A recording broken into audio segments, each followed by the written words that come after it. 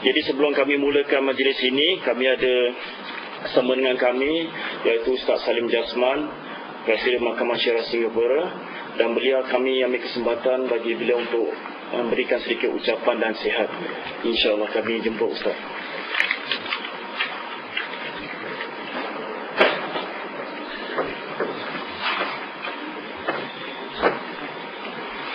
Bismillahirrahmanirrahim. Alhamdulillah, wassalatu wassalamu ala Rasulillah wa ala alihi wa sahbihi wa man tabi'ahu wa nasarahu wa wala. Yang berbahagia tuan fungsi majlis, pensyarah ataupun penceramah pada hari ini, Profesor Ustaz Dr. Jumadi Mustar, tuan-tuan dan puan-puan yang dirahmati Allah. Assalamualaikum warahmatullahi wabarakatuh. Alhamdulillah, kita bersyukur kepada Allah. Pada pagi yang berbahagia ini kita sama-sama dapat berhimpun di sini untuk kita mendengar satu ceramah ataupun satu ketua yang akan disampaikan oleh penceramah undangan kita pada ini, iaitu Ustaz Jumadi Mustar, tentang bahaya dan bencana sihir. Saya berterima kasih kepada penganjur kerana menjemput saya untuk menjadi konon-kononnya tetamu terhormat lah, tapi bukan menteri. Konon-kononnya tetamu terhormat bagi meraihkan lagi atau bagi menceriakan lagi majlis yang dianjurkan oleh mereka pada hari ini. Sebenarnya sihir adalah salah satu perkara yang memang wujud dalam kehidupan harian kita.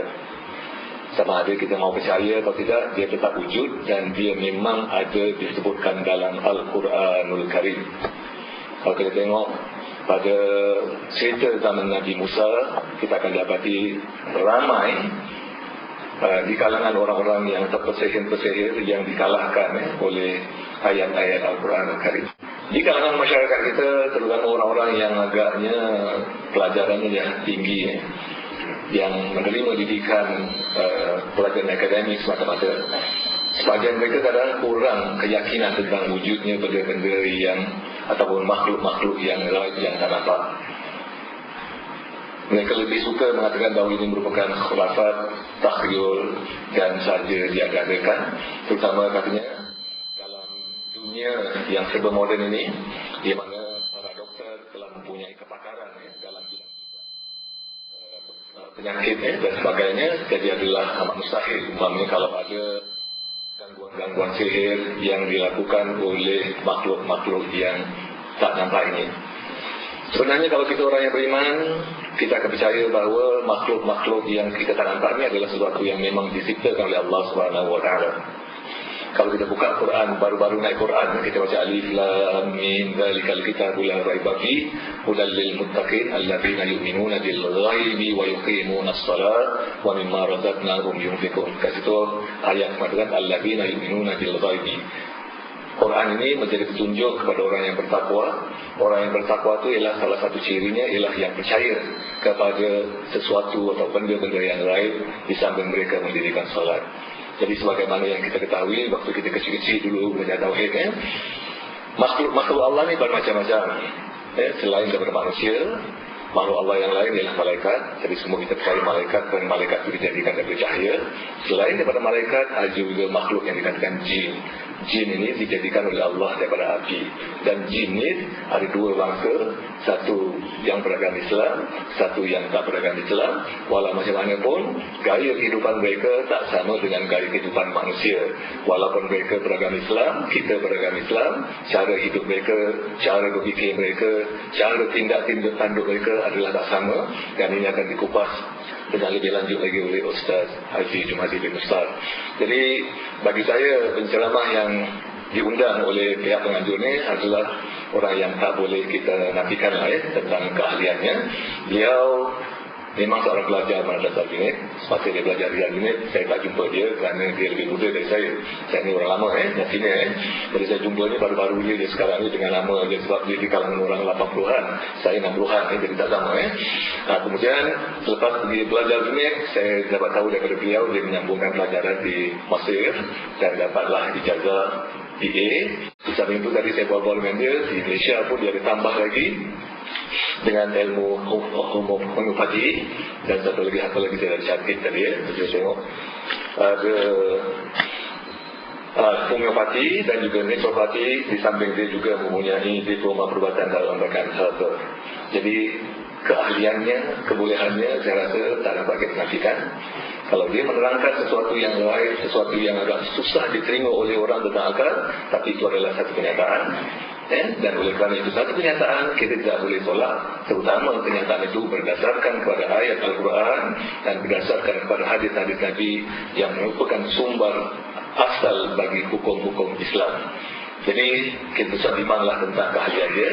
Dan kalau dia merawat dan sebagainya pun, saya rasa tak salah kita rasa ragu-ragu. Tak ada sesuatu yang disembunyikan, segala-galanya sepenyata dan zahir dalam menggunakan ayat Quran. Tak ada menggunakan jampi serapah supaya buang antiak dan sebagainya. Dan tak adalah nak gantung-gantung ayat atau gantung-gantung sesuatu di leher untuk dapat itu, dapat ini. Saya rasa itu bukan matlamat ustaz dan bukan matlamat kita sebagai Islam. Apa yang diajar ialah ayat Quran. Jadi mudah-mudahan majlis hari ini membawa banyak kebaikan kepada kita dan banyak membawa kefahaman kepada kita, dan juga dengan itu mendekatkan diri kita kepada Allah Subhanahu Wa Taala, kepercayaan kita kepada Allah Subhanahu Wa Taala kepada yang lain lebih mantap lagi.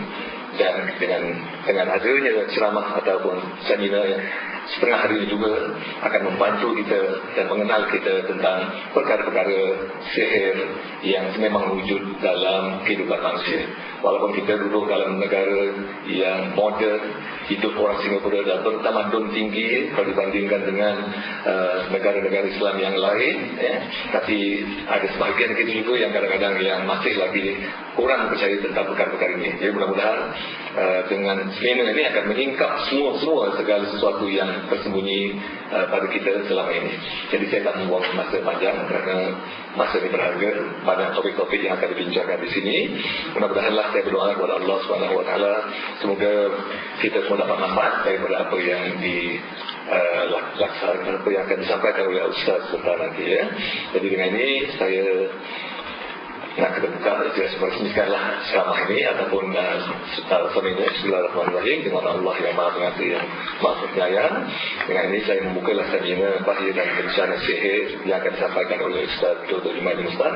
Mudah-mudahan Allah memberkati majlis kita. Amin ya rabbal alamin. Wabillahi taufiq.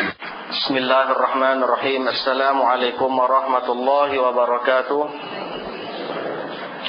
Alhamdulillahi rabbil alamin wa bihi nasta'in ala umuri dunya waddin. Wassalatu wassalamu ala asyrafil anbiya'i wal mursalin wa ala alihi wa ashabihi wa man ihtada bihadihi wastanna bisunnatihi ila yaumiddin, amma ba'du. Yang berbahagia tuan pengurusi majlis, yang berbahagia jemputan kita Al-Ustaz Salim Jasman selaku Tuan Hakim yang tak asing lagi di kalangan kita di Singapura dan di Malaysia juga. Jadi kita bersyukur kepada Allah SWT, majlis kita pada hari ini lebih ceria daripada majlis-majlis yang lalu sebab kita ada tetamu istimewa. Dan saya berterima kasih kepada beliau kerana sudi memberikan sepatah dua kata sebagai perangsang dan semangat kepada kita, khususnya saya yang lebih muda, walaupun dah tua tapi lebih muda. Jadi apa yang dikatakan benarlah tadi. Saya dari Madrasah Irsyad, kemudian Al-Junaid, dan mengaji perubatan homeopati, mendapat 2 diploma, kemudian 1 degree, kemudian dapat 1 diploma dalam bidang herba dan juga dalam bidang naturopati. Saya buat kajian dan mendapat gelaran profesor lah. Tapi itu tak apalah, itu cantik-cantikkan je. Itu yang orang panggil prof, panggil ustaz, mana-mana nak panggil lah. Cikgu pun boleh. Sebab saya pun mengajar 12 tahun di Madrasah Arabiah Bandar Pontian, mengajar dalam bidang sastra. Sebab saya lulus dalam aliran sastra, dalam aliran sastra Arab. Jadi sepanjang itu saya mengaji perubatan, dan saya minat perubatan sebenarnya daripada sekolah lagi. Cuma tak ada kesempatan masuk bidang tu. Jadi saya mengkaji, membeli beratus-ratus buku. Saya menghabiskan duit saya semua dengan kajian. Cuma satu je ruginya, saya dulu tak buat karangan. Kalau saya buat karangan, mungkin dah banyak lah. Tapi insya-Allah kita akan mula mengeluarkan karangan kita lah pada masa-masa akan datang. Jadi saudara-saudara hadirin-hadirat, doakan saja mudah-mudahan Pusat Rawatan Darul Ilaj yang saya tubuhkan tahun 90 akan mengeluarkan buku-bukunya sendiri insya-Allah.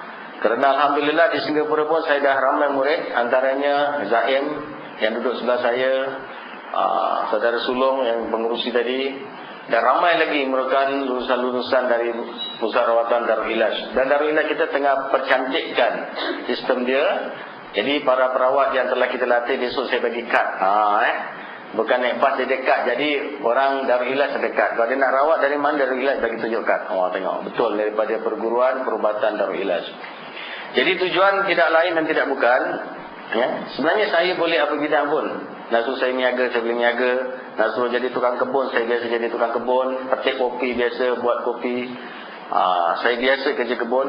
Nak suruh saya jadi cikgu, gajah sastra pun saya boleh, insya-Allah. Cuma dalam banyak kebolehan ni saya pilih perubatan sebagai satu kerja tetap saya, bidang khusus saya. Sebab bidang ini saya lihat kurang dipelopori, kurang dilakukan oleh para asatizah kita. Jadi saya sebagai pengasas dalam bidang ini. Mudah-mudahan lepas ini adalah pengganti-pengganti yang lain, yang mana kita mengharapkan ramai asatizah mencebur dalam bidang ini. Sebenarnya bidang perubatan Islam ni dia baik sekali untuk kaunseling, untuk mereka-mereka yang berkecimpung dalam bidang kaunseling. Dia cukup berfaedah. Boleh saya katakan 50% dia dapat menolong kerja-kerja kaunseling, kerja-kerja kaunselor. Itu dia. Dalam bidang itu akan kita bahaskan pada tajuk mendatang, pada masa mendatang. Jadi sesuai dengan pertemuan kita pada hari ini, saya akan bahaskan nota ringkas yang tak seberapanya ini, yang bertajuk bahaya dan bencana sihir atau black magic, ilmu hitam. Jadi kita lihat di mukadimah. Pertama kita akan bahas pengertian sihir dari segi bahasa. Mungkin kita pernah dengar sihir. Oleh sebab kita banyak dan kerap mendengar sihir sehingga kita terkeliru. Kita keliru yang mana satu sihir, yang mana satu bukan sihir. Dan yang mana satu yang menyerupai sihir. Dan ada sihir yang dibuat orang dengan sengaja, dipelajari dan dilakukan dengan sengaja. Ini sudah tentu kufur. Allah mengatakan wa ma kafara Sulaiman walakinna syayatina kafaru yu'allimuna an-nasa sihra. Itu dia. Ada sihir yang dilakukan oleh seseorang tetapi dia tak tahu dia mengamalkan ilmu sihir. Ini bahaya. Oleh sebab itu dengan pendarahan-pendarahan seperti ini, maka kita dapat tahu di mana kita sekarang. Adakah kita ni termasuk orang yang terlibat dengan sihir atau bukan? Itu dia. Dengan ini banyaklah faedah yang kita dapat. Sebab saya kerap bertemu tukang ubat yang dah 30 tahun merawat, ada yang dah 40 tahun merawat. Saya pergi ke rumah mereka, saya bertemu dengan mereka untuk silaturahmi. Saya pergi, saya tanya macam mana haji merawat orang. Dia terangkan, saya rawat dah 20 tahun dengan cara gini-gini. Saya katakan haji itu sihir. Dan mereka rata-rata tidak mahu mengaku apabila saya katakan sihir dan tidak mengiktiraf apa yang saya katakan. Jadi saya katakan insya-Allah saya buktikan yang itu sihir. Jadi saya buktikan dengan kaedah-kaedah tertentu sehingga dia nampak. Apabila dia tak jelas, dia tak clear, saya buktikan dalam bentuk kenyataan. Yang mana orang yang melakukan ilmu sihir, keluarganya biasanya minta bukang. Ada satu kes orang tu rawat orang dekat 20 tahun lebih di sebuah masjid. Dia kata dia rawat orang di masjid 20 tahun lebih. Saya pergi ke rumahnya, saya kata haji merawat gunakan sihir. Dia kata bukan, saya gunakan Puteri Gunung Ledang. Dia kata dia gunakan ilmu Puteri Gunung Ledang. Baik, saya kata macam mana boleh saya panggil Puteri Gunung Ledang tu? Boleh kata. Kalau saya nak rawat saya akan panggil dia. Saya kata baiklah haji, sekarang saya nak jumpa Puteri Gunung Ledang tu. Dia duduk depan saya, dia gunakan kaedah-kaedah dia, puteri itu datang. Walaupun saya tak nampak, tapi pada wajah dia tu dah nampak dia datang. Dia duduk sekejap, dia tafakur datang masuk dari. Dia tengok pada kerut dahi dia, saya dah tahu. Terus saya tanya, siapa gerangan tuan? Dia kata, aku daripada Gunung Ledang. Ini cerita memang itu kata ustaz tadi kan. Nampak cerita ni macam benda pelik, macam ngarut Tapi ni bidang saya dah dekat 16 tahun. Dari Puteri Gunung Ledang. Saya kata, awak ni Puteri Gunung Ledang ke hantu Gunung Ledang? Dia cakap, kau cakap baik-baik sikit, aku puteri. Kalau puteri, saya kata, takkan kau nak layan orang yang bukan putera? Dia kata, engkau puteri, duduk engkau di istana, tempat kau tinggi. Orang yang kau duduk ni sekadar orang tua biasa, tak ada pangkat sebagai putera raja pun. Puteri Diana pun dia nak putera. Kalau dia tak nak putera raja pun, dia ambil orang macam Dodi, banyak wang. Nah, orang macam awak, macam orang ni nak buat apa? Kau cakap yang benar, sebelum aku bakar kau. Dia kata, memang aku syaitan. Terus dia jawab, anak isteri semua dengar, aku sebenarnya syaitan. Tapi kenapa kau aku puteri? Aku dah tipu dia ni. Berapa lama kau damping? Sudah 20 tahun lebih. Saya tanya dia, apa yang kau telah buat pada keluarga dia? Dia kata, anak dia semua gila. Satu-satu masuk hospital gila. Memang betul. Satu-satu masuk mental hospital. Kena bedah sana, bedah sini. Jadi kat situ saya kata, adakah ini tugas kau? Ya, memang tugas kami sesatkan orang. Banyak lagi. Yang dalam persilatan pun saya panggil. Dia kata dia silat datang daripada, kata dia saing daripada apa ni? Daripada tentera Imam Mahdi, kata dia. Saya cakap, kau cakap betul-betul dengan aku? Kalau tak, aku sepak kau. Dia kata, aku jin. Aku mengaku-ngaku je nak sesatkan orang. Jadi ini pengalaman saya bertemu begitu banyak sekali. Jadi saya katakan, Haji, ini adalah sihir. Jadi Haji kena berhentikan kerja-kerja ini. Tapi walaupun Haji berhentikan, sudah terlambat, saya kata. Sebab anak-anak sudah jadi mangsa, isteri sudah jadi mangsa. Terlambat, tetapi masih boleh taubat. Dari segi untuk melepaskan diri daripada dia mungkin susah, tetapi Allah tetap menerima taubat, masih boleh kembali. Tapi untuk melepas dari cengkaman yang dianggap puteri Gunung Ledang, sudah cukup terlambat. Sebab 20 tahun lebih benda itu dah meresap. Baik, kita kembali ke sini. Sihir adalah satu amalan menghampirkan diri dengan syaitan, di samping turut memohon bantuan pertolongan daripadanya. Itu dia nama sihir. Satu amalan, tak kira apa bentuk amalan. Yang mana amalan tadi boleh jadi kita berkomunikasi dengan syaitan atau jin. Syaitan, jin, jembalang, polong dan sebagainya. Jadi ini semua jenis-jenis kategori hantu. Ada jin, ada polong, ada jembalang, ada apa lagi, ada hantu raya, hantu galak. Semua itu diberi nama oleh kita sebab sesuai dengan tugas-tugas dia. Yang curi duit, kita namakan dia apa? King Kong. Bukan, apa dia? Toyol. Macam betul je. Macam pernah nampaknya. Jadi orang boleh kata curi duit, toyol. Jadi toyol boleh saya kaji, toyol dua jenis. Satu toyol memang curi wang, satu toyol dia tak curi wang, tapi dia masuk otak orang jadi gila. Jadi kat orang tu gila. Agak umur dah lanjut, dah takut dia jadi meracau dan gila. Itu yang dah tua jadi mengamuk, marah-marah, cakap dinding dan sebagainya kan. Itu sejenis yang lain. Okey. Nanti kita akan bahas waktu. Jadi sihir maknanya menghampirkan. Siapa saja melakukan kerja-kerja amalan boleh hampirkan diri dengan syaitan, maka itu sihir. Jadi macam mana? Katalah awak dapat satu amalan. Amal-amal tiba-tiba lembaga hitam datang. Dulu tak ada. Sejak amal lembaga hitam datang, lembaga putih datang, orang datang dengan janggut panjang, dengan tongkat, tak kira. Datang tiba-tiba muncul dekat bilik awak dengan amalan tertentu yang awak pelajari, maka itu adalah sihir. Jadi sama ada dia datang, awak tahu atau tak tahu, awak diberitahu bahawa benda ni akan datang, atau tak diberitahu, asal datang saja dengan amalan, maka itu adalah sihir. Dengan amalan tentu dia datang. Jadi kita memuja atau menjemput dia. Jadi dia datang kenapa? Syaitan tak mudah nak bagi awak kerja-kerja, bagi apa, percuma. Awak panggil dia datang, tapi awak upah. Kalau syaitan yang jenis bertanduk, yang jenis ekor panjang tanduk, itu dajjal. Itu kalau upah posen ke posen tak main. Kalau si lemak ke lontong tak main.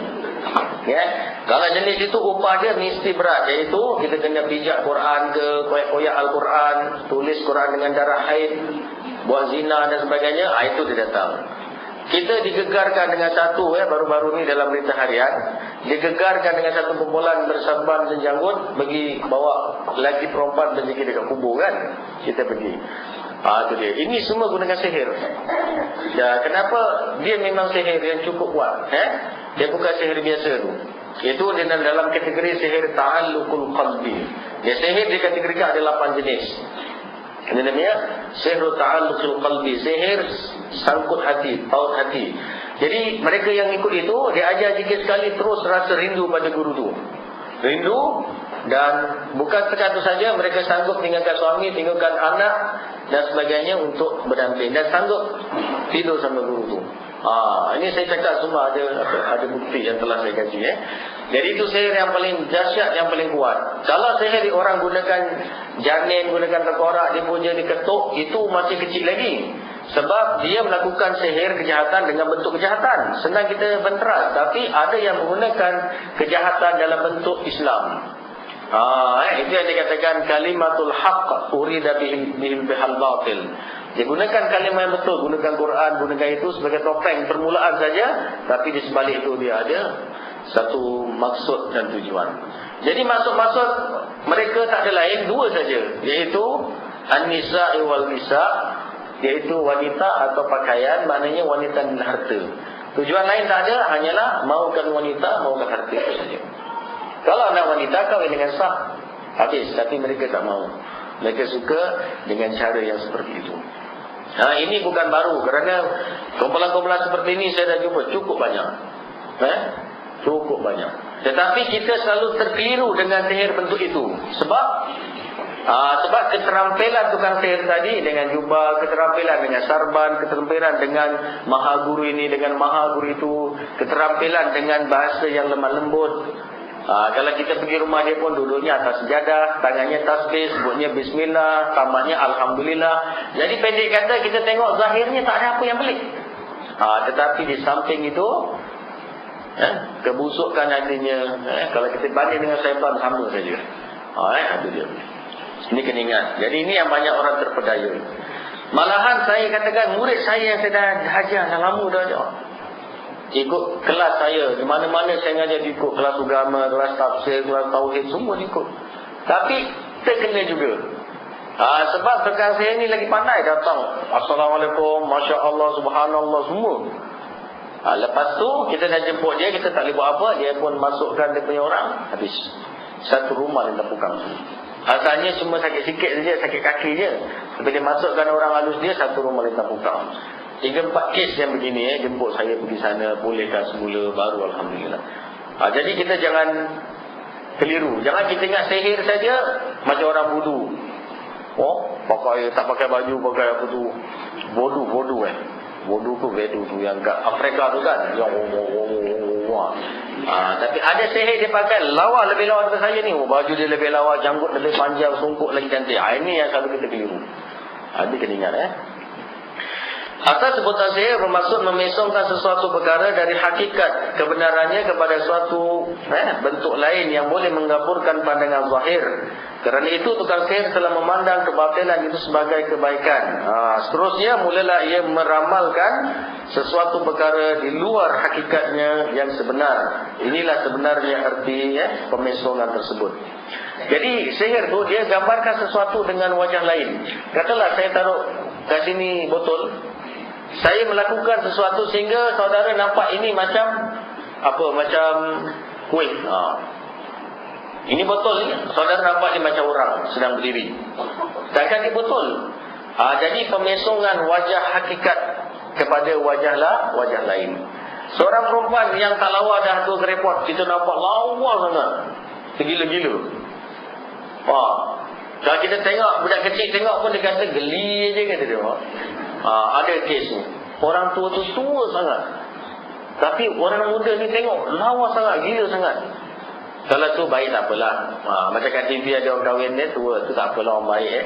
Tak ada kan yang dekat berita harian tu kan, nenek 80 tahun 27 tahun kahwin dengan seorang muda umur berapa, 40 ke tu. Itu tak apalah, itu mungkin dia nak jaga orang tua tu Daripada hari-hari dia bertemu, dia kahwin, itu pun okey juga. Satu perkara baru yang tak nak muncul.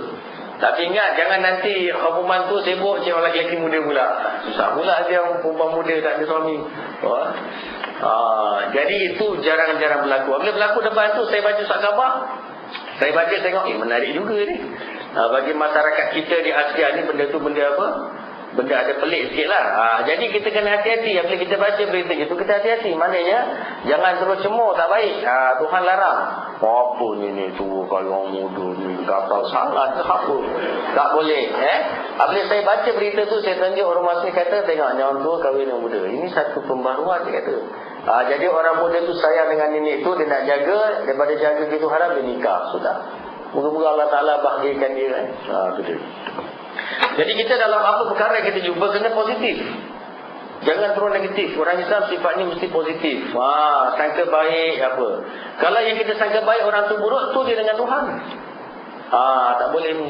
Ini tak baru Ustaz Jumadi tunjuk satu batu je, ada sangka buruk. Sedangkan nak belajar tu sampai pergi buat degree semua. Dia tak tahu apa, Ustaz Jumadi tu rapat lah apa lah. Jadi apabila gitu kita tak boleh maju. Kita tak boleh maju. Dalam Islam ada jidal. Dalam Islam ada jidal, ada munakasah, ada jidal, ada dialog. Tapi siapa nak berjidal dengan orang, nak matikan hujah orang, nak condemn orang, satu syarat mesti ada. Mesti dia ada hujah. Kalau awak nak hentam orang tapi awak tak ada hujah, bermakna awak pendekar bujang lapuh, bukan pendekar betul. Ini apa gitu gini. Tapi orang datang jumpa, apa hujah awak untuk katakan gini-gini, tak ada. Jadi tak boleh. Jadi kita kena jadi orang Islam sekarang yang mana? Yang lapang dada, buka fikiran kita, lihat apa yang kita lihat, kita nilai dengan fikiran positif. Kalau kita nilai dengan fikiran positif, tiba-tiba negatif, itu antara dengan Allah SWT. Kalau kita boleh halang, kalau saya sebagai pendakwah yang tak betul, saya harus jelaskan. Itu dia. Itu dia. Kemudian itu sebab berlaku kita lihat kadang-kadang suami isteri itu dah baik dah, suami cantik dah baik, tiba-tiba dia tinggalkan lelaki dia. Ada berapa kes daripada semalam ada orang telefon saya, Ustaz bini saya dah lari. Yang lepas suami dia lari, ada yang sampai sekarang hilang, dah 2 tahun terus hilang. Balik kerja dia tulis surat, dia nak pergi tu hilang. Sampai sekarang tak dapat kesan. Wallahu a'lam dia pergi. Baik, terus begitu saja itu. Nak kata curi jin, dia tulis surat. Ada juga orang hilang dia curi jin pada zaman Sayyidina Umar kan. Dia tinggalkan bini dia. Lepas tu dia balik dalam lebih kurang 4 tahun mendatang, dia tanya bini dia, bini dah diceraikan. Ada kau pergi mana, kata Umar? Aku ni nak pergi sembahyang subuh, tiba-tiba aku kena colek dengan sekumpulan jin. Aku dibawa dengan kampung dia sampai bertahun, sampai 4 tahun hilang. Kemudian apabila kumpulan jin tu bergaduh, ada berlaku permusuhan saudara. Jadi saya ditangkap, dia diserah kepada raja jin, kemudian dia tanya, dia jelaskan dan dipulangkan balik ke kampung. Dia balik ke semula kampung. Tapi budak sekarang banyak hilang dari rumah, dia bukan jin curi, dia jadi jin. Dia lari rumah, dia merajuk dengan mak, merajuk dengan bapak, lari rumah. Ini semua akan saya bahas. Kenapa budak-budak sekarang jadi marah, lari rumah, semua ada kaitan yang kita akan lihat nanti. Baik. Kemudian Syamir telah meriwayatkan dari Abi Aisyah bahawa beliau telah berkata, sihir sememangnya telah mendapat tempat di kalangan Arab kerana fungsinya yang dapat mengubah kesihatan itu kepada kesakitan. Jadi sihir mendapat tempat, maknanya laku di kalangan orang Arab. Sihir ni kita tahu wujudnya bila? Wujudnya sewujud manusia. Wujudnya manusia, wujud sihir. Saya rasa kalau dunia ni tak ada manusia, tak ada sihir. Sebab binatang tak boleh buat sihir. Dia tak pandai nak amal-amal sihir. Jadi wujudnya manusia, bila ada hasad dengki, dia pun belajar sihir. Setan turun mengajar sihir. Jadi wujudnya sewujud manusia. Jadi sihir ini cukup tua. Lebih tua daripada Nabi kita SAW. Ada lebih wujud sebelum ini. Jadi sihir ni berpengalaman dan dia mengikut evolusi, mengikut perubahan masa dan zaman. Kalau dulu sihir dilakukan dengan cara mentera dan jampi, dengan cara ikat kain, tangkal dan sebagainya. Sekarang sihir boleh berlaku juga, masuk dalam telefon, masuk dalam internet, masuk dalam ini. Dan saya pernah di antara email, tapi melalui murid saya, email sampai 8 muka surat. Masuk 8 muka surat. Saya baca satu-satu. Apa dia tulis? Daripada Persatuan Iblis. Bahasa pun bukan bahasa kita. Pelik-pelik bahasa dia, saya baca. Bila saya tanya pada murid saya yang dapat ni, dia kata, siapa tak ni? Dia kata, tak tahu, dia tidur malam, dia punya komputer tu jalan sendiri, kata dia. Dan mak dia mengakui, mak dia kata memang, dia jalan sendiri, type sendiri, terus print, serang, print sendiri, 8 muka surat. Saya baca, ngeri juga. Naik juga Roma. Saya baca 8. Macam-macam dia kata. Dia tunjukkan dia punya marah dan sebagainya. Kata kami dari Persatuan Iblis Kami gini cakap. Jadi apabila saya kaji di dunia barat, di Perancis contohnya, di Perancis, di Amerika, di barat, mereka sendiri mengakui ada benda ni. Contohnya ada satu pahlawan wanita Perancis, namanya John Dark, apa saya tak tahu. Dia tulis dalam bahasa Arab, Dal al-Roka. Wanita ni dulu memimpin tentera dengan begitu handal sampai musuhnya tewas.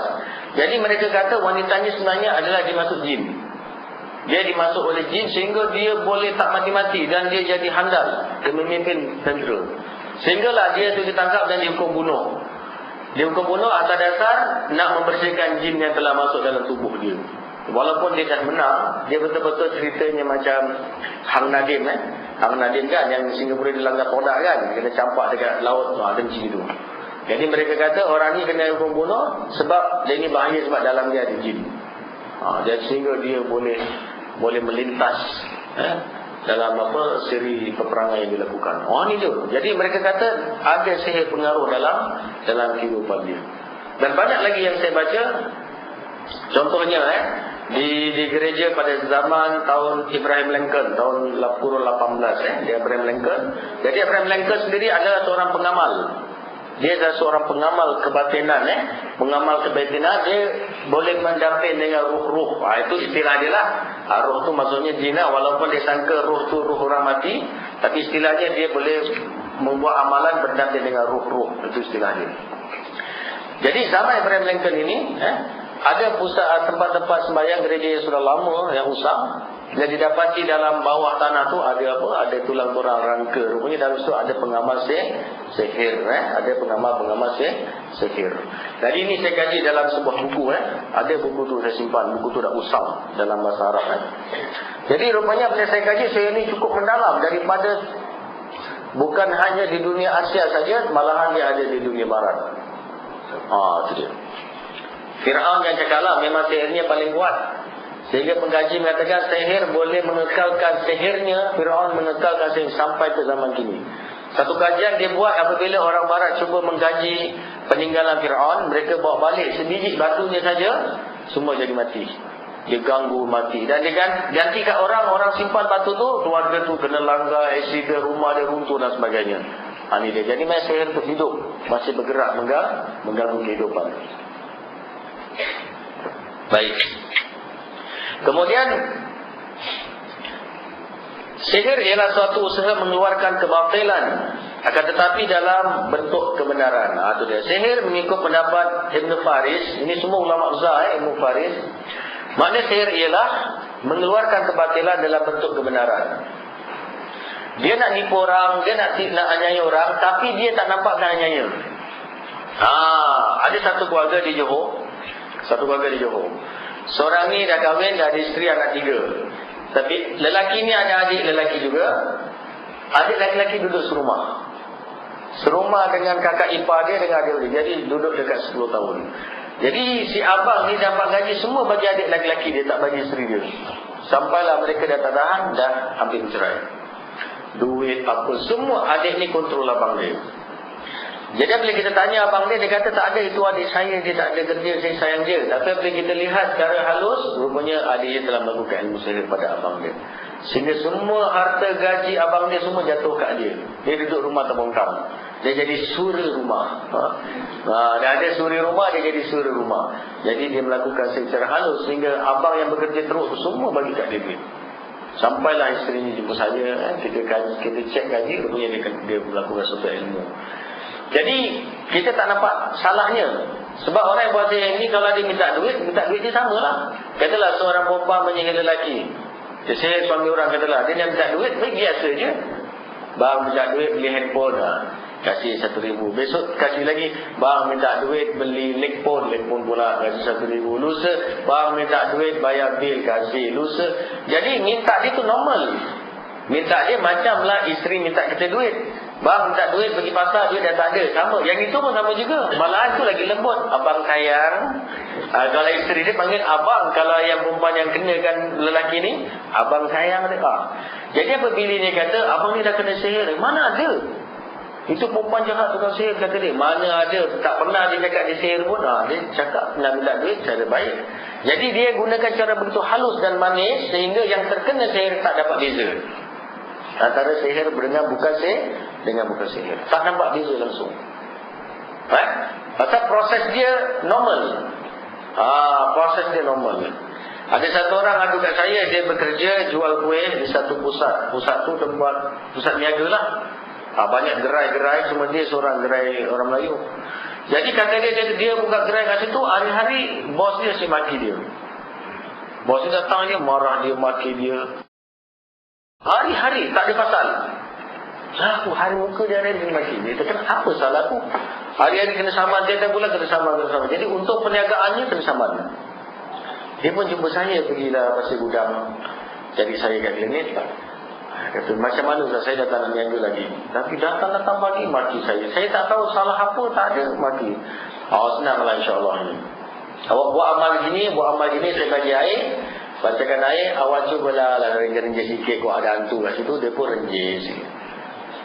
Minggu depan saya jumpa dia, Ustaz, sekarang bos tu Ustaz, jumpa saya je Ustaz, selamat pagi. Wah, jumpa saya, dia kata, kuih kau sedap begini. Heran, totally berubah kata dia. Sampai lagi dia kata dia tak nak tukar kedai. Dulu dia nak tukar kedai, totally berubah. Jadi kenapa jadi ini? Selepas kita bagikan air, selepas kita bagikan sedikit amalan, orang tu berubah dengan dia. Jadi ada dua. Boleh jadi orang lain yang buat sihir sehingga mereka pecah. Boleh jadi bos tadi tu mengamalkan sesuatu, menjadikan ilmu tadi, membencikan dia dengan pekerja ini, dengan apa? Pemilik kedai tadi. Jadi apabila dia lakukan amalan dengan izin Allah, dibatalkan sihir tadi, maka tak ada hijab antara dia dengan dia, nampak normal. Kalau tidak, dia tengok dia ni tengok orang ni, mukanya jadi macam beruk, hidung kembang-kembang aja. Dia jumpa saja orang tu, tengok dia kembang-kembangkan hidung. Padahal orang tu tak kembangan pun, tapi setan nampakkan hidung macam kembang. Itu yang menyampan sepak je. Itu yang tiba-tiba isteri benci suami, suami benci isteri kat rumah kan. Isteri saya baik Ustaz, tadi tiba-tiba dah sejak kerja ni tengok saya benci langsung. Jadi apabila kita tanya kenapa benci suami awak, semua cerita yang benar. Dia tengok dia, sesuatu lagi dia keluar dulu. Keluar saja, kenapa? Muka dia macam buruk. Yang dia cakap apa, muka dia macam buruk. Subhanallah. Dapat baca orang kata minat, tanya macam mana tengok suami awak. Baru nampak lawa dia.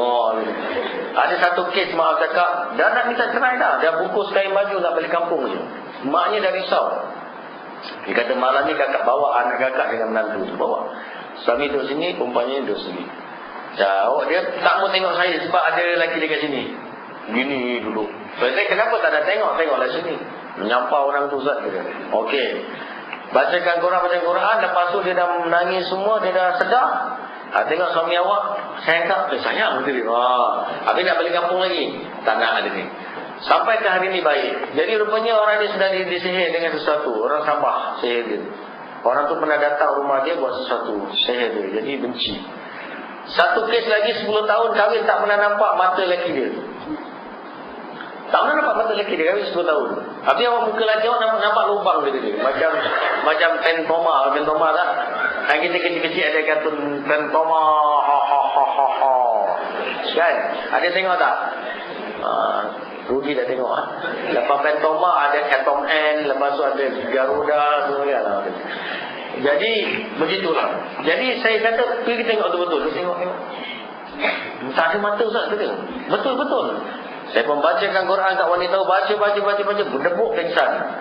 Saya ranji saya dibangun, sekarang tengok mata, baru nampak mata dia. Baru hari ni nampak mata lelaki saya. Masa dia tunang nampak, tapi dia nikah lepas hari pertama tak nampak. Lubang. Subhanallah. Jadi awak bersuami ke hantu lah. Tapi tahan je lah sebab sayang anak. Tahan je. Tengok.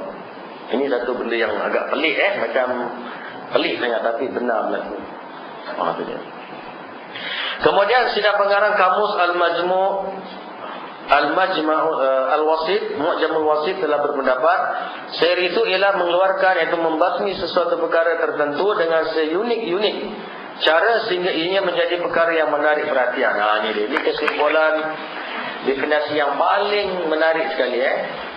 Sesuatu usaha yang dilakukan yang begitu halus sehingga mengubah objek tadi. Macam tadi kan, kalau dia minta suami dengan cara lemah, lelaki orang dengan lemah lembut, orang tu bagi semua harta kat dia. Tak nampak yang perempuan ni jahat atau tak nampak yang lelaki ni jahat, sebab terlalu halus. Rupanya di samping itu dia ada menggunakan amal-amal tertentu pengasih sehingga orang itu tunduk dengan dia. Oleh sebab itu ilmu pengasih ni antara ilmu yang paling jahat sekali. Yang orang kena biasa tak sedar. Orang yang kena rasa tak sedar dan tak mahu diobat. Itu dia. Okay. Kemudian pengertian sihir dari segi istilah syarak, Syekh Fakhruddin Ar-Razi telah berkata. Fakhruddin Ar-Razi ni siapa? Bukan Razi yang kat sini, bukan. Ini Fakhruddin Ar-Razi ni dia ulama besar yang ada karangan tafsir sampai 20 jilid. Dia orang dia kata Ar-Razi ni Razi yang kat situ ke, yang Clementi? Bukan, ini ulama besar Fakhruddin Ar-Razi. Itu dia. Sihir menurut perspektif syarak ianya dikhususkan terhadap semua perkara yang kabur tentang sebab-sebabnya. Semua yang kabur sebabnya. Tak tahu apa sebabnya. Balik rumah tiba-tiba tengok rumah ada darah. Saya dah jumpa banyak kes. Saya masuk rumah orang tu darah semua melempar. Saya dah jumpa ada 3 kes. Sepanjang saya rawat ada 3 kes. Ada 1 kes lagi tapi dia nak jemput saya, dia tak jemput-jemput. Itu ada di Singapura lagi sampai sekarang. Dia angkat saja baju semua darah menitis. Ini sebagaimana berlaku di Benut dulu. Saya masuk rumahnya, kita angkat jubah, angkat je menitis darah. Jadi darah ni semua penuh dalam rumah. Menitis satu dari mana? Yang satu berada di sini juga. Saya masuk rumahnya darah mercik semua, mercik dekat dinding-dinding. Jadi jenuh nak lap. Itu dia. Jadi sebabnya abstrak. Tak ada kucing bergaduh. Kalau kucing bergaduh mungkin dia gigit kawan dia luka ke apa kan. Bila darah tak ada. Yang ada orang tu dengan anak perempuan dia. Sampai dekat dinding-dinding semua darah. Saya pergi, saya dapati darah tu bila saya pegang, saya cium, dia tak bau. Kebiasaannya yang dalam bak sihir ni kalau rumah berdarah, dia pegang biasanya tak bau. Ini pengalaman saya. Saya belum jumpa yang bau. Dia tercium tak bau. Jadi itu darah permainan dia. Jadi apa kita nak buat? Jadi caranya saya menyesan tuan rumah. Saya cek tuan rumah, saya dapati yang buat kacau ada dalam badan maknya. Saya kata, maaf cik, benda yang kacau awak dalam tubuh awak. Ya ke Ustaz? Yalah, tak kata ya. Mari saya bacakan Quran. Baca, mengilai. Saya sepak dia nangis. Saya kata, engkau ke yang buat kacau dalam rumah ni, yang tumpah-tumpahkan darah dalam rumah ni? Kata dia. Sebab apa? Aku disuruh orang. Siapa suruh kau? Itu orang dah apa? Dia ngacau saya dengan dia punya lagu, main-mainkan bahasa dia. Itu orang dah apa? Kata dia. Orang depan mana? Kau tak cakap betul, aku cekik kau. Balok sebelah ini dia cakap. Dia telokkan dengan bahasa orang depan. Jadi orang yang buat ilmu tu memang itulah bahasa dia. Apabila saya dengarkan cerita, kata dia, itu betul lah Ustaz. Orang depan tu, dia memang orang tu, dia orang Batam duduk kat situ. Bukan benda jahat ini kebetulan sorry Dia datang dari Batam, dia menumpang duduk kat rumah tu. Dan dia jumpa saya kat pasar, dia tengok saya semacam. Lepas tu besok datang rumah saya, dia minta saya punya barang-barang kat rumah. Apabila saya tak kasih, dia cakap sorak. Dia cakap, saya pun kebetulan saya faham bahasa tu, kata tuan rumah ni. Rupanya memang betul. Dan bahasa dia, jin tadi betul-betul bahasa apa? Orang yang buat sihir. Jadi jin ni pandai. Kalah Jamali Sadat. Dia boleh bikin apa suara, apa gaya, subhanallah. Jangan pula besok awak diobat, dia keluar suara saya, dah saya pula kena. Dia keluar suara Ustaz Madi. Dia pandai dia suara kita. Tu dia. Jadi dia buat. Habis dia tanya, apa kau buat? Darah dari mana? Jangan marah dia cakap macam itu. Itu. Habis sudah tak sedap. Jadi aku muntahkan jadi darah. Dia cakap gitu. Mana yang bela tu, umur dah dekat 70 dah tu. Aku hisap tak sedap. Dah tak sedap, aku muntahkan kat sini jadi darah. Dia cakap macam itu. Alhamdulillah. Ini dia jenis toyol. Kunci, duit, semua hilang. Kunci, sebuku hilang. Handphone hilang. Kad bank, kad pas, semua dicuri.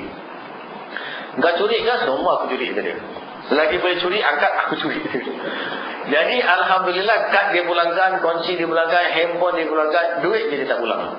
Duit mana? Duit dah habis belanja, kata dia. Orang tu dah belanja dah. Alhamdulillah, kita rawat, boleh.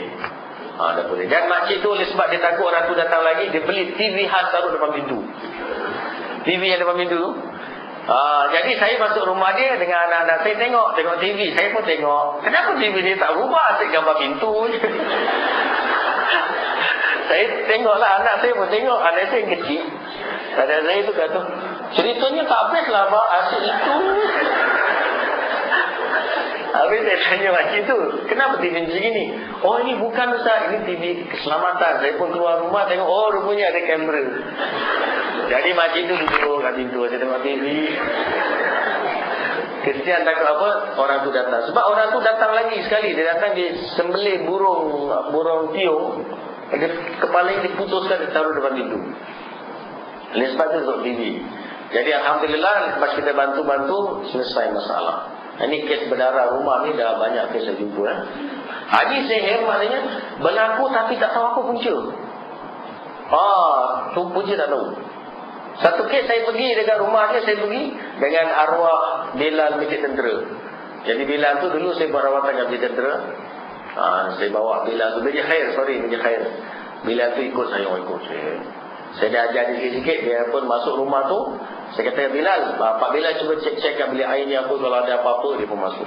Dia masuk sekali, dia lari terpukang. Buru-buru dengan badannya besar tu. Dia lari. Kenapa Pak Bilal? Ustaz, tangguk saya macam nak putus berkerjakan dalam bilik air. Ada benda Ustaz, pulas-pulas leher saya ni. Cepat-cepat dia keluar. Jadi dia macam dengan confident tu, kali pergi kena basah. Kes ini apa dia? Berlaku kes ini yang cukup heran. Rumah dia terbakar, 6 kali terbakar tanpa sebab. Dia jemur kain, dah perah-perah kain, jemur, terbakar. Tilam dia diangkat, taruh luar takut terbakar, taruh kat tepi dinding, terbakar dekat luar. Bomba datang, bomba kata ini anak kau main api. Dia kata, gila ke anak aku semua dah anak dara? Takkan, kalau nak main api macam kecil-kecil boleh lah. Kau tengok anak aku semua dah anak dara, dia besar panjang, takkan main api. Jadi lagi satu, itu kain kata dia baru jemur, basah lagi dekat ampai basah. Kau tengok sendiri kain dekat ampai basah, takkanlah main api boleh terbakar. Hampir rumah dia terbakar semua. Depan saya tu saya tengah duduk bawa Quran tu terbakar. Terbakar. Ini dahsyat. Ini kes yang saya jumpa dekat Tampines. Terbakar semua. Saya pun ngeri duduk, saya takut baju saya terbakar. Kalau terbakar kat sini, kalau terbakar pakaian seluar, tak terbuka jadi credible hak. Saya pun duduk tu nanti. Yang satu kes di Tampines juga, itu memang real. Tengah bual dengan saya, seluar dia terbakar. Tengah bual ni, dia pakai seluar dengri tebal, seluar jin, terbakar, lintah pukang lari pergi masuk dalam matikan. Lepas itu bual-bual, ini terbakar pula baju. Terbakar semua. Terbakar depan saya. Dan satu kes dia yang sedang kita tengah rawat dia, paku terbang depan mata saya. Terbakar, tercacak dekat dinding. Nasib tak kena. Terbang semua, tercacak dekat dinding. Ini berlaku di mana? Dekat belakang Bilik Sultan. Masa tu saya ada buat rawatan dengan Bilik Sultan ni. Tercacak dekat dinding, dekat belakang. Jadi kat situ maknanya ini semua benda berlaku tapi tak tahu punca. Benda yang pelik, ganjil. Itu dia. Itu sihir. Baik, itu dia. Kemudian pengertian sihir dari segi istilah syarak ialah sihir menurut perspektif syarak ada dijelaskan tadi. Cuma kita tengok. Menurut perspektif syarak ialah dikhususkan terhadap semua perkara yang kabur tentang sebabnya, malahan apa tadi?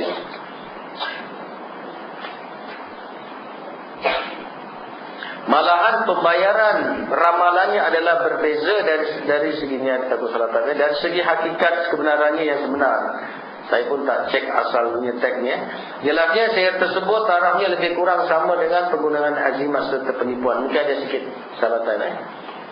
Baik, yang jelas sihir ni satu benda yang kabur dan dia sama dengan penggunaan azimat menurut ulama. Tahu azimat orang pergi berubat, orang kasih tangkal. Azimat, kain kuning, kain hitam, kain kuning, kain hitam, kuning, hitam, merah. Itu biasa, kadang-kadang ada putih. Dan tanggal itu kena hati-hati untuk membuangnya. Kadang-kadang ada orang dia tulis ayat Quran saja. Tulis ayat Quran dikaikat dah dikasih. Tapi kebanyakan 99% bukan ayat Quran. Jadi ayat Quran dia buang satu kalimah, dia buang satu huruf, dia sengaja buang. Untuk jadi kufur dia buang. Kadang-kadang wafat-wafat tertentu. Jadi azimat yang kita pakai, kita rasa dia ni ada apa? Dia boleh melindungi kita, itu juga termasuk sihir. Baik, bagaimana, apa konteksnya dengan orang putih menggunakan batu bata lain Dia menggunakan batu-batu bernilai, batu berharga. Contohnya dia letak kat dada, letak dekat dahi kan. Itu dia. Itu sudah masuk bab lain dalam bab holistik Sebab batu bata ni batu bata lagi. Batu-batu mahal ini ada dalam kitab fiqh. Saya ingat sebab saya 10 tahun mengajar fiqh, mengajar kitab Kifayatul Akhyar, Ifna, Matalah Badrin, semua saya mengajar. Dalam kitab Kifayatul Akhyar dia kata orang lelaki boleh memakai batu-batu berharga, batu-batu bernilai. Maknanya zamrud ke apa lagi? Zamrud ke rutail ke, smoky ke, delima ke, mutiara ke, apa-apalah jenis-jenis batu. Jadi dibolehkan. Jadi kalau kita tengok kenapa lelaki disebut lelaki boleh memakai batu-batu ini. Jadi batu itu adalah batu disebut batu-batu berharga. Batu berharga maknanya sama ada harganya tu mahal dijual sebab cantiknya. Kalau ada cantik dia berharga dijual mahal, tentu ada khasiat. Tentu sekali ada khasiatnya. Dan saya dah mencuba sendiri. Saya tak belajar dengan orang tentang batu, khasiat batu, tapi saya buat eksperimen sendiri. Saya beli beberapa jenis batu yang kata orang putih mahal dan orang putih jadi kaya raya dengan jual batu sebiji sampai 5-6 ribu. Kita cuba, kita buang, kita dah tahu. Dia kata ni batu hantu, buang. Saya eksperimen saya. Saya rawat orang sakit kepala macam nak gila, sikit lagi gila. Dia datang kat klinik saya, dia kata, Ustaz, kepala saya macam nak pecah, kata dia. Sakit dah, mabuk macam nak pecah. Lepas ni saya nak balik rehat, dia bawa teksi. Jadi anak dia ada berapa orang? Dia kata anak dia 7 orang. Teksi 4 bulan tak bayar. Jadi oleh sebab tension tak boleh bayar semua, kepala pecah. Kebetulan saya ada kumpulkan beras-beras orang bagi untuk bayar fidyah, saya bagi kat dia. Jadi kepala dia mabuk, saya ambil batu yang saya dah beli tu, saya uji. Bismillahirrahmanirrahim, saya cucuk kepala dia. Saya kata kalau bocor bagi tahu saya. Cucuk, ketuk. Alhamdulillah Ustaz, lega serta-merta, tak ada lagi migrain, pening semua hilang. Itu kes pertama. Kes yang lain gitu juga. Datang makcik, Ustaz, kepala saya mabuk, sakit tak tahan. Saya ambil batu, saya cucuk, hilang juga. Saya uji dengan barang lain. Saya ambil pen, cucuk, tak jadi apa, comot di kepala dia. Itu dia. Jadi saya uji, saya gunakan, memang ada kesan. Demam panas, kalau lalu panas, saya ambil batu sebenarnya, saya letak kat bawah tengkuknya. Saya tunggu 5 minit, ini anak saya sendiri. Lepas 5 minit saya tengok panas 40 turun sampai 35. Kalau itu maknanya khasiat benda itu sendiri. Oleh sebab itu mereka kata kalau ada digunakan batu ni kena cuci. Dia masuk kotoran tadi tu, dia akan kena cuci. Tetapi bukan pakai kali tangkal kalau ada hantu, maknanya masuk kat sini ke hantu tepis ke, tidak. Maknanya khasiat itu sendiri. Contohnya orang dulu kalau sakit perut, mak kita kalau kita sakit perut, nak cari pocai tak ada, nak cari Panadol tak ada, apa diguna? Orang dulu mesti tahu. Kalau anak awak sakit perut macam apa? Air panas kan? Air panas tu, air panas, lepas tu masuk dalam botol, bungkus dengan tuala kan? Uli perut macam epok-epok uli. Saya selalu kena uli dengan mak saya. Mak sakit perut. Ambil tu. Orang dulu kalau sakit perut gila-gila. Tak macam orang sekarang. Orang sekarang sakit perut sikit-sikit. Orang dulu kalau sakit perut, berguling-guling. Makan reto je keluar jadi 4-5 ekor. Berjalan-jalan keluar dulu punya. Sekarang punya orang sehat, tak ada cacing. Alhamdulillah. Dia cuma ada apa? Dia cuma ada kuman, ada virus sekarang. Dia tak masuk ke orang, masuk ke komputer. Itu dia. Baik. Jadi azimat tangkal memang dilarang. Dan ini sudah saya buktikan bahawa azimat setengah atau sebahagian besar azimat memang bahaya. Walaupun awak nampak macam secepis kain je kan, tapi bahaya. Contohnya saya ada kumpulkan beberapa azimat, saya ambil orang punya yang ni, saya kumpulkan. Saya letak dekat klinik saya sediakan. Saya tak cerita. Jadi yang pembantu saya kat kedai, saya tak cerita apa-apa. Dia pun, saya kata tolong kemaskan itu, dia pun kemas. Kemas. Dia dalam ada botol ini, dia pegang. Dia pegang saya, tercampak, lepaskan. Dia kata, Ustaz, badan saya mati sebelah kan, karen. Saya kata kenapa? Saya terpegang benda dalam ni, kata dia. Saya tak cerita saya nak uji. Nyanyi ustaz dia. Jadi kata si bekerja saya perempuan, badan dia sebelah ni mati, kata dia. Rasa semua krem. Ya ke? Ya. Tak ada sikit aja. Ustaz ni orang dah tak faham ni. Badan separuh dah tak rasa ni, kata. Sikit, tak ada apa-apa. Awak masih boleh kerja ni. Saya sengaja kata dia. Tak apa. Boleh kerja, boleh. Tolonglah ustaz, dah tak boleh tahan ni. Separuh dah mati ni. Dia terpegang satu tanggal. Jadi yang awak pergi pegang tu dah bersuruh, kan kata. Habis ustaz kemari. Okeylah, tak apa. Duduk dia. Duduk. So kejam mata saya bacakan Quran, saya tiup. Terus alhamdulillah tak dah pulih dah. Kali-kali dia pun tak nak lagi pegang kata dia. Jadi maknanya benda tu masih ada kuasa asing lagi, ada masa kuasa jin lagi dalam benda tu. Benda tu saya simpan sebab apa? Saya nak buat uji kaji. Orang kata benda berantu, jadi saya nak tengok. Sebab saya pegang mata saya tak ada apa-apa. Saya pegang tu pegang.